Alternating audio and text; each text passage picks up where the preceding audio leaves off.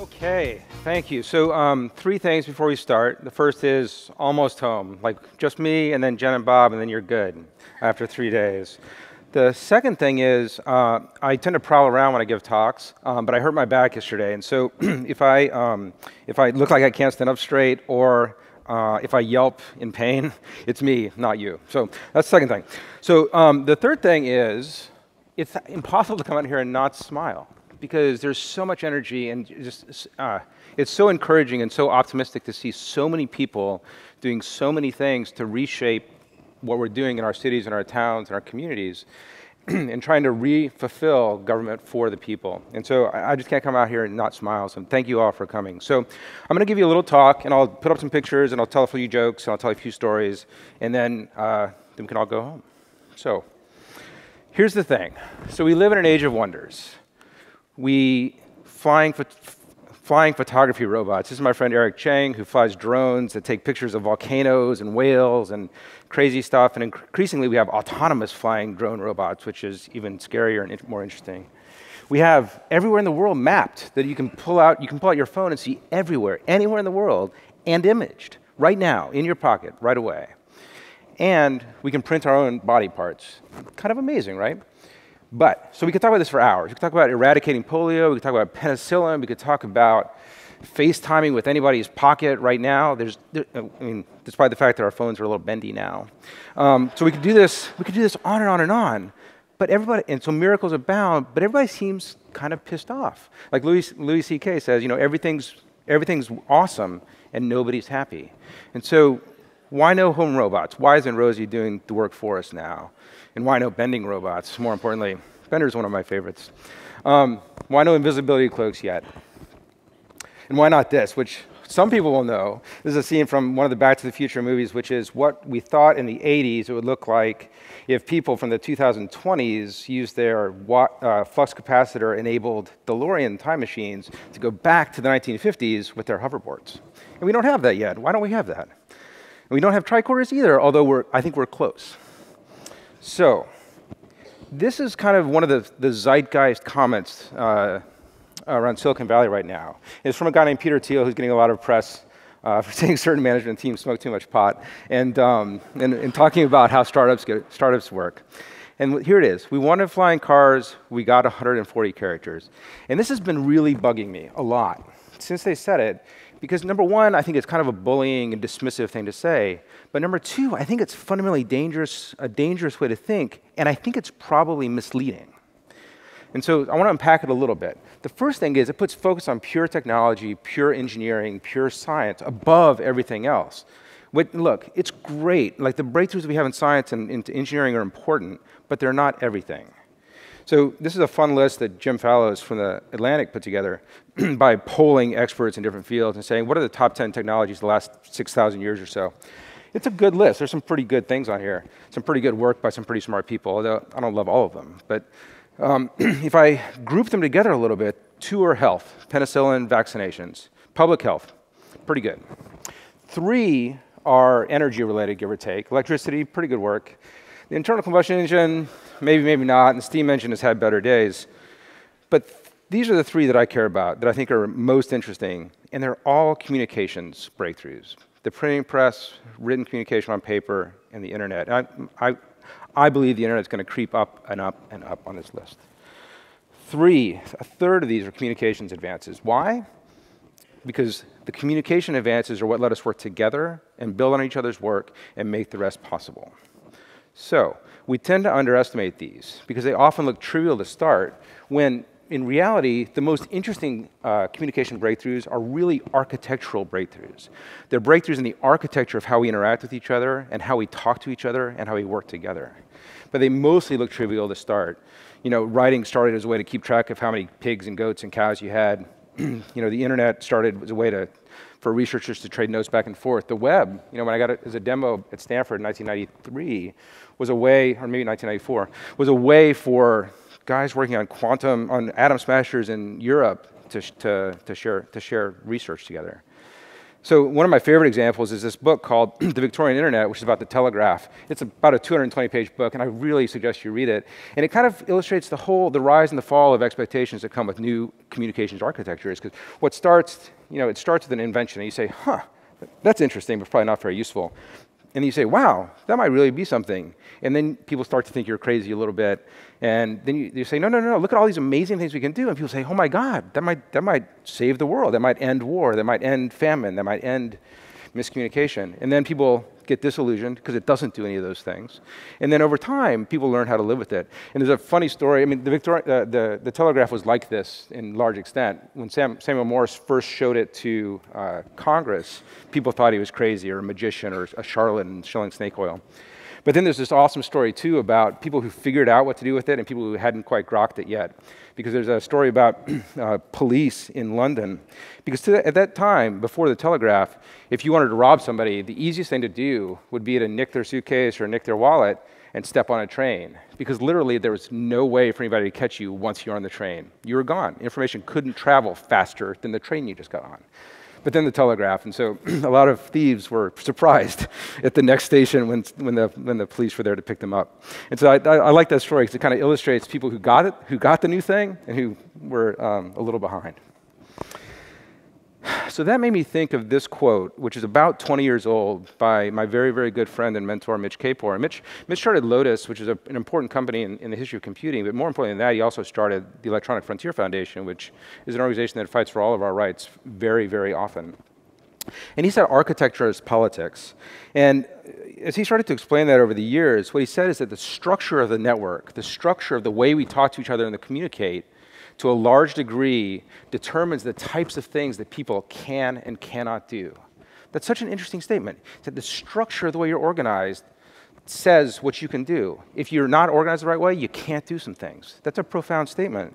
And it should be no surprise to nobody that our good friend Tim O'Reilly, mentor to I think all of us here, extended that work and extended the work of Larry Lessig, who also talked about it, and coined the term architectures of participation. And what Tim said is that there are certain architectures that foster participation, that encourage participation, that encourage engagement, and that some system architectures are fundamentally participatory. And he pointed out open source and the web itself as examples of that. For me, I think it's more of a spectrum. I think that architectures are more or less participatory, and they differ in the ways that they're participatory.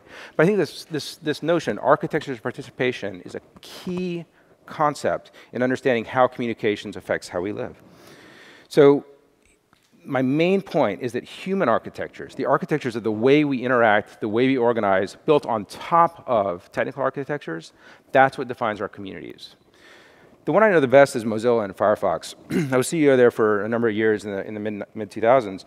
And the story that I like the best about that is way back before Mozilla started, in 1998, Bob Lisbon, who was the product manager at GM for Netscape, spent all night counting all the about boxes of all the products at Microsoft. Software used to have about boxes. The about box said, this is blah, blah, blah, copyright, and then here are all the people who worked on it. And Bob was up late one night, kind of wondering about how to compete with this giant Microsoft. And he started counting all the people in all the about boxes. And he stopped counting it when he got to about 2,500 people, compared to Netscape's 200 people that were working against them.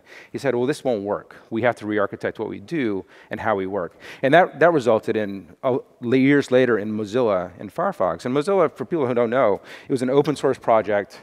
We were substantially powered by volunteers and by people doing the work who were not part of our organization, but all the way outside. We worked hard to bring in as many people as possible to help us build the thing, because we knew that we couldn't compete in a way that was symmetrically architected with Microsoft, who at that time had 95% market share on the desktop, and therefore 95% market share of the browser with something called Internet Explorer, which maybe you've heard of, maybe you haven't.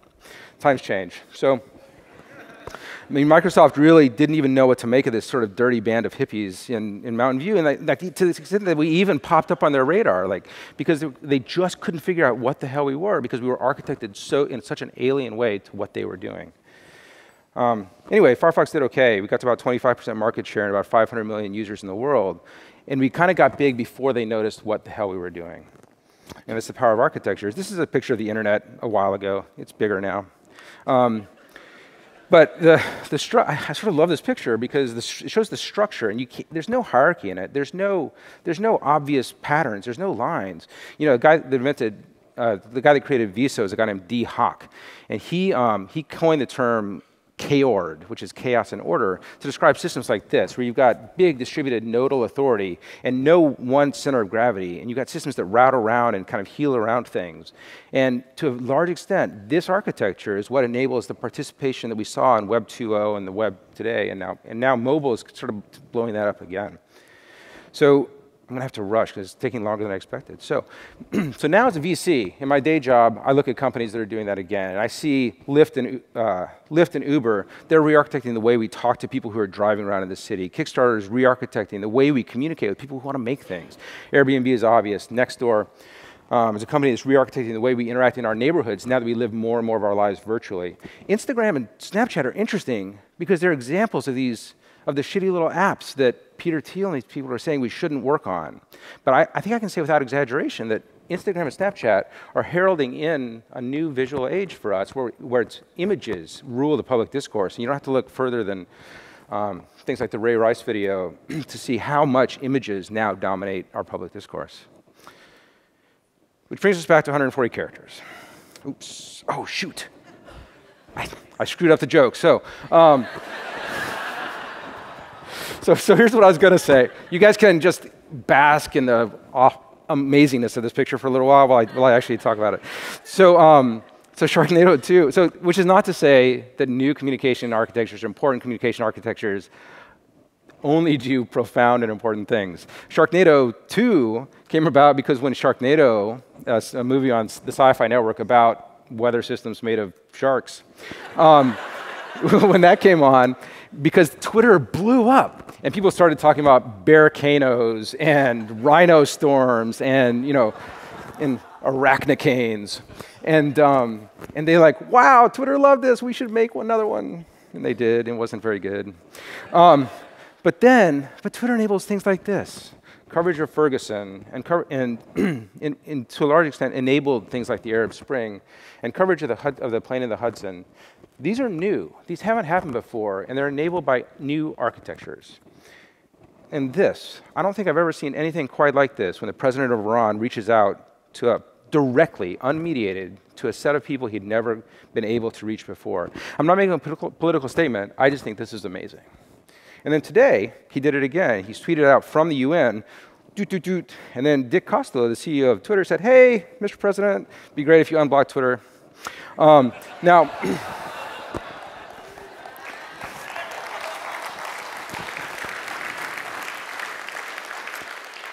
Now, I don't know if the president of Iran is anything like me, but if he is like me, I'm sure he's already seen it because he's checking his iPhone a lot and wants to see who mentions him on Twitter. And Dick's a pretty big deal. But I think this is amazing. I just can't get over the fact that this interaction happens today. And it's all about architectures of participation. Architectures matter. But the obvious conclusion of this is that architects matter. And you guys already know the punchline. The architects are you. So when Mitch wrote this thing about architecture as politics as architecture, he actually wrote both, and I get him confused. But he understands them, but I don't. He was also writing about a different type of architecture. He wrote a thing in 1990, and he put it in Dr. Dobbs' journal. It was called the Software Design Manifesto. And what he was arguing is that software was getting so complicated and so important to the way we lived our lives that we needed to have a new thing. We need to have software architects. We would call them designers today.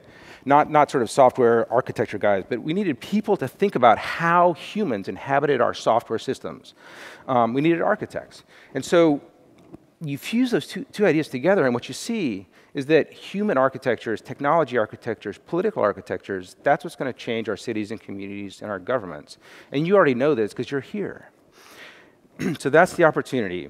We can make architectures more human by building human-oriented architectures on top of technology architectures. And in my book, that's more profound and more important than when we get a flying car or a jetpack or a robot housemaid.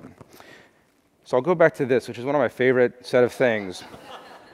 My favorite set of things that Code for America has ever produced, this set of digital ASCII prints about famous quotes. And you all know what this one says. Government government for the people, by the people, sorry, government of the people, by the people, for the people. What a statement. And obviously, it's a statement of what the architecture of government can be. And so the reason why I'm so excited you guys are all here is that it seems to me we can get back to that. That you guys have the tools of technology and the tools of human architecture and the tools of design, and you put them all together, and that changes things and gets back to the promise of government for the people. So that's what I have to say, and profound thank you.